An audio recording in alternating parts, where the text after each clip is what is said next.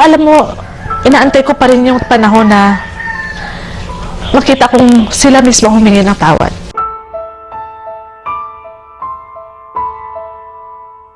Hanggang sa ngayon na umiiyak nga ako eh. Patalikod lang kasi andun yung anak ko. Hindi ko naman biniblame yung work nila, yung pangyayari dun sa work nila. Kasi siguro, parang hanggang doon lang sila. Naging malaya ang Maguindanao dahil sa kanila. Kung may tao na dapat unang gumive up, ako yun. Number one, wala akong kaso. Ba't nandun ako sa hearings? Hindi ako nag-give up.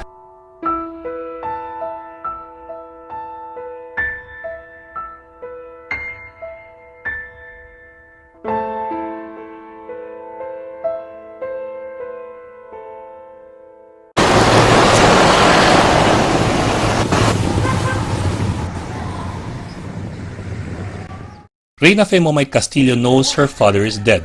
She just cannot prove it. Yun din ang tanong na tinatanong ko ngayon sa sarili ko kung saan ako pupunta.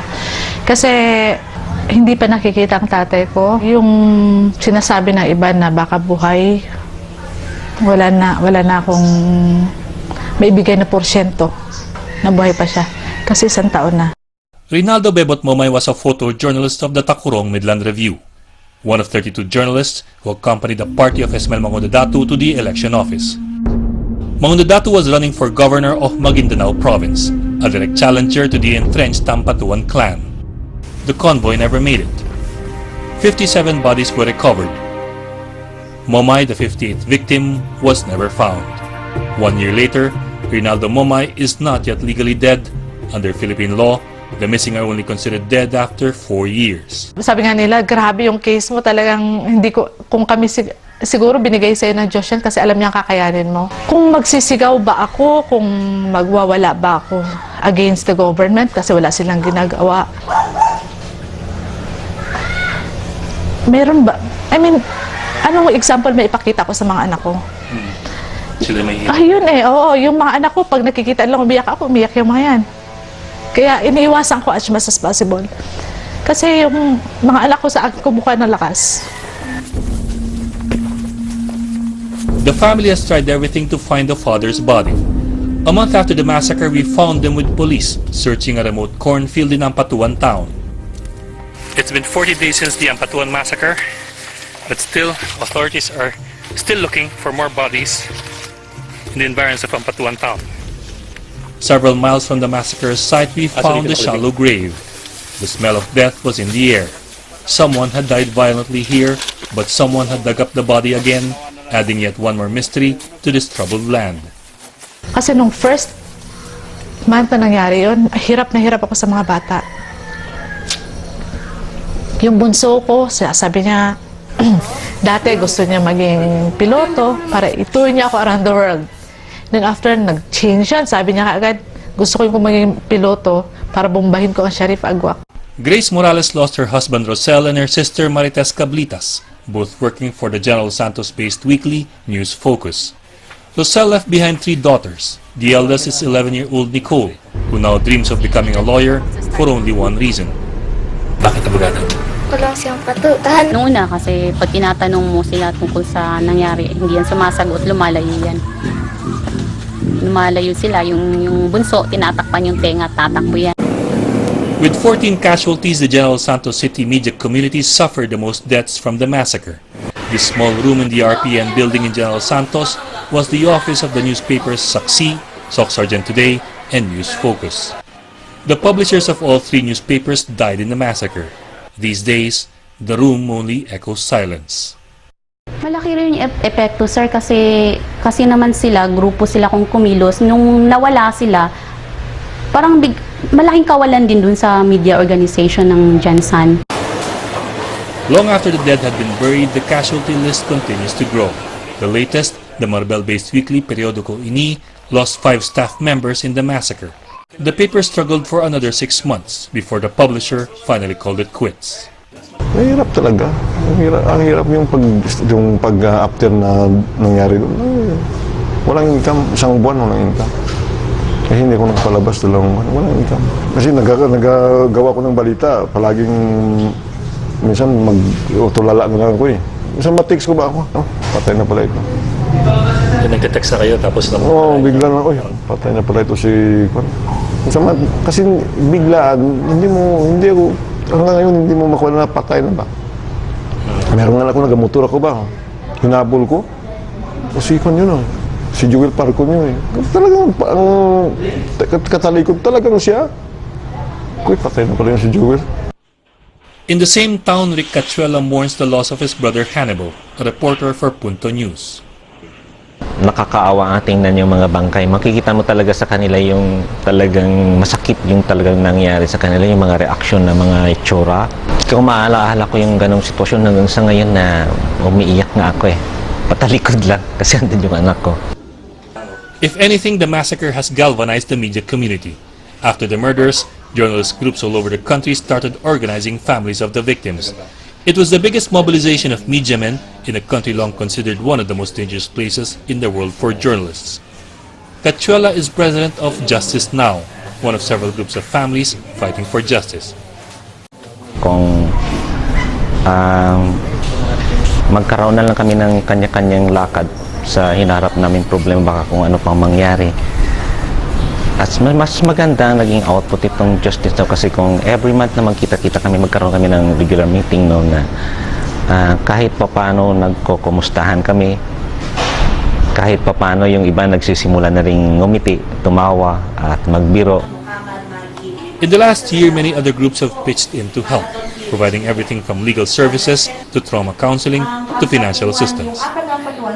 Our first move was to coordinate with everyone else who wanted to help. So medical assistance has been one of the primary needs identified, and scholarships for the children. All in all, we have been able to send 84 students are in school, ranging from the primary grades all the way up to college. So, ang ginawa, one-on-one with the widow o kaya yung anak. O kung wala talaga, kung sino immediate family o kaibigan na nandun. Sa isang araw, nakaka-anim na pamilya kami, pinakamarami, siyam. Pagtapos ng pagbalik mo talaga sa hotel room, parang matutulala ka, parang paano mo ba i-absorb lahat ng emotions. It's a template that is now being studied as a model by many other advocate groups around the world. It is a case unprecedented in Philippine history, with the most number of media victims and the most number of accused. Police have charged almost 200 suspects in the massacre, led by former Maguindanao Governor Andal Ampatuan Sr. and his sons Zaldi and Unsay. When the charges were first filed in 2009, prosecutors found they were not going to get much cooperation from the government. Walang gustong fiskal na humawak ng kaso. Walang gustong mag-subscribe ng mga witnesses. Hanggang sa umabot na ng 25, wala pa rin na umuupo na isang ahensya ng gobyerno katulad ng NBI or PNP or DOJ na magkakaso. We wanted search warrants, di ba, for the firearms. None of the judges would want to issue for various reasons. One had not come home from Hajj, one is on sick leave. It reached a point where this is absurd. Why is there no judge willing to issue a search warrant? For 10 months, walang hinuli ang PNP arm. Maguindanao. Kung hindi pa napalitan yung administration, hindi napalitan si Lineses, wala pang nahuli. Even after the cases were filed in court, unusual delays kept cropping up. It took us 10 months to get the ballistics report on a K3 na nawala daw yung breech block or yung whatever. Na pwede naman palang hiraman yun ng other parts from the same gun para ma-test fire. All our institutions that are of law enforcement have been so politicized that in the end, The question is how many men out there will buck the system, will say, I will not be part of that.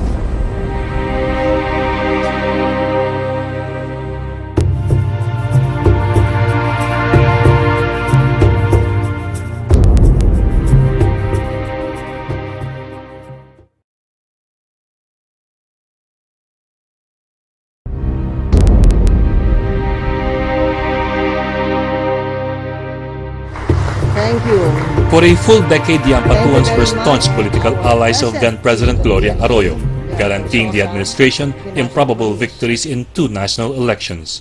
In exchange, the Ampatuans turned the local police and military into their own private army, the provincial coffers into their private bank account, and the region into their kingdom. Kasaysayan sa Pilipinas, sinasabi nung ilan sa mga matatanda na wala pang nakagawa nitong ginawa ng Andal Senior, kung papaano niyang quote-unquote ni-unite yung iba pang mga moral leaders, not just in Maguindanao, not just in Central Mindanao, sa buong arm. So, kasama dyan yung intermarriages, kasi kahit nga ang mga manguda dato, di ba, ay may intermarriages na nangyari. Ito, ilan lang ito sa mga taktikang ginawa para mas lumakas yung clan, para mas lumakas yung pagiging dato at pagiging nasa power. Zainab Ampatuan shares a last name with the accused in the Maguindanao Massacre, yet her Facebook profile picture screams justice for the massacre victims. She is unsure if she is related to the Ampatuans of Sharif Agwak, but she is almost certain that the last name is all they have in common. May panahon po talagang nag-isip na ako, wag nang gamitin yung aking family name, kasi talagang kahit saan yung reaction ng mga tao, kahit sa international community, like nung itong bagong pinuntahan ko lang na workshop, talagang nanala, oh, Zainab, you're Ampatuan, why are you here? You are Ampatuan. Sa laging parang halos kung hindi man siya ginagawang joke, talagang yung image, yun nga, sabi ko, ang damage niya, hindi lang sa Ampatuans, the whole country, the whole Muslim community. The infamous members of the Ampatuan clan, she says, have long been known for their excesses in the region. Nagiging kultura na ng mga tao yung pananahimik. Dahil yun din yung nakaugalian, kung ano yung sinabi ng leader, hindi mo na kailangan mag-isip kung tama o mali. Dapat sumunod ka na lang. But while the Ampatuans lost the governorship in the last elections, they still retain much of their political clout and their money. I was so dismayed kasi lahat ng yung properties, cars, list of properties, addresses, cars, numbering 71, I turned it over to the DOJ and allegedly they turned it over to the Ombudsman. Nothing happened. In the May 2010 elections, at least 16 Ampatuans won elective posts, from provincial board member to municipal vice mayor. Halimbawa, sa Dato Unsay ka, almost all ng tao sa Dato Unsay, intact yun, na kanila pa. Ganun din dun sa Salibo, ganun din sa Hofer, and then dun sa Charipagwak, na-maintain pa rin nila yon. Dahil maiksi pa naman yung panahon since nangyari yung massacre at saka nagkaulian, at saka sa dami nilang pera, kaya-kaya pa nilang mag-contain ng fight sa political arena. It was only when President Arroyo stepped down in June 2010 that prosecutors started getting more cooperation. Secretary De Lima has been very crucial. She runs after PNP, she runs after BJMP, diba? But it's Secretary De Lima who has really been, all follow up this. Have you any reply? If she does not receive a reply, she follows up again. She is one bright light in this case since the new administration came in. Still, prosecutors claim the Ampatuans are using every trick in the book to delay the trial. Who expected 7 motions for inhibition, di ba? That's a record. Yes. Actually, I feel it's a mockery of the whole judicial system because it's obviously what? Stretching the rules of court. I, as defense counsel, would like to conclude the proceedings in the shortest time possible, much shorter even than what the prosecution dreams to have it accomplished. And the reason for that is my clients are in jail. I want them out. But in an explosive and chilling testimony in September, former Ampatuan aide Lakmudin Salyao said the Ampatuans released 400 million pesos to bribe various officials to keep him out of jail. 10 million pesos for each witness to recant their testimony. Prior to that, one prospective state witness claimed he was personally harassed by the Ampatuans into withdrawing his testimony. That was based on the letter of the former chief of police of Ampatuan, Maguindanao, Badawi Bakal. I think he wrote Chief State Prosecutor Claro Arellano complaining of that. And yeah, that the word was, it was in Filipino, the letter saying that he was being harassed by the Ampatuan and council. I find that curious, Ed, kasi their cells are separated by at least 4 gates. Locked. Prosecutors also insist that the Ampatuans have been getting special treatment while in jail. PCIJ sources revealed the Ampatuans had been handing out bundles of money to their visitors even while inside the jail. One newspaper report claimed that the Ampatuans even used the courtroom as a massage room when there is no hearing. Jail officials deny this, although curiously, at least 2 jail wardens have already been fired in the last 5 months. Para sa akin yung hustisya, makita kong nakakulong sila ng walang, kumbaga walang tawag na, special treatment. Nakakulong sila talagang nakakulong sila bilang ordinaryong tao. For me, that is justice already. Talagang preso talaga. Hindi, preso talaga. Hindi yung nakasarado lang yung, yung gate. Yeah, preso talaga. Yung kasali sila doon sa mga ordinaryong tao na nakakulong. Hindi sila nakakulong na nasa isang kwarto sila. Na may catering pa, may mga naglalaba pa for them, hindi yun ang hustisya. We keep telling the private complainants not to lose hope, to continue on, because so many witnesses have already risked their lives and their families. That's the frustrating thing about being a litigation lawyer in a criminal case. Whenever there's a delay, it always works to the advantage of the accused. Because by then, witnesses would either go in hiding, or witnesses would be threatened to recant, or, well, in the case of the Sankey family, their relatives were killed. If you control 85% of the province, why would you do anything to kill anyone to which you will be primary suspect, particularly a political opponent?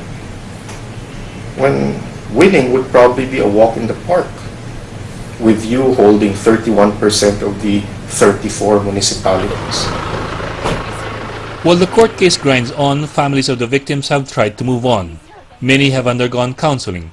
Others have taken it on their own to move forward. Grace Morales, who lost a husband and a sister, has tried her hand at publishing her own newspaper. The weekly news forum was published in September, just a few months after the massacre. It is not easy, Grace says, but she is certain that her husband approves. Nung una naman kasi sir, gusto ko talaga yung work na yun. Kaso hindi lang talaga ako nagkaroon ng pagkakataon. So parang hinamon ako nung pangyayari na ipagpatuloy yun. Kasi nga po, dalawa dun sa families namin yung nawala, yung sister ko saka yung husband ko. So napakasakit para sa kanila yung nangyari at namatay na nga sila. Pati ba naman yung work nila, yung field na kung saan sila nakafocus, imamamatay din. Kahit naman po siguro wala siya at nakita niya yung anong ginagawa namin, ano yung pangyayari ngayon, alam ko, masaya siya. Kasi kahit nawala siya, pinagpatuloy namin kung ano yung nasimula nila.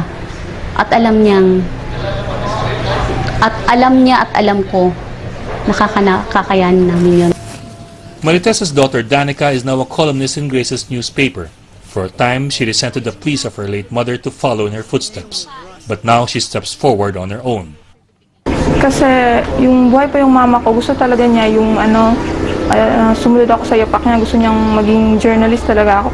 Tinitrain niya ako, edit, magsulat, ganun. Pero hindi pa kasi ako nun masyadong, parang meron din akong dreams na iba ba.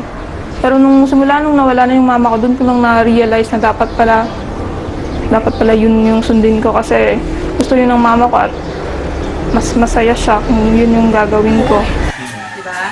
Reina Fe and her family continue to hope for closure in her father's case. With no body to show, she could not join other families in filing suit against the Ampatuans. Yet she attends court hearings regularly, if only to show that she will always be part of this fight.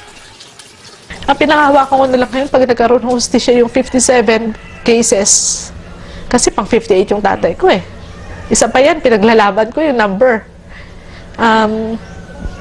Pag nakakuha ng hustisya yung 57, kung hindi man makita yung tatay ko, hindi man kami makakahabol sa kaso, isipin ko na lang din, nakasali na yung tatay ko sa hustisya.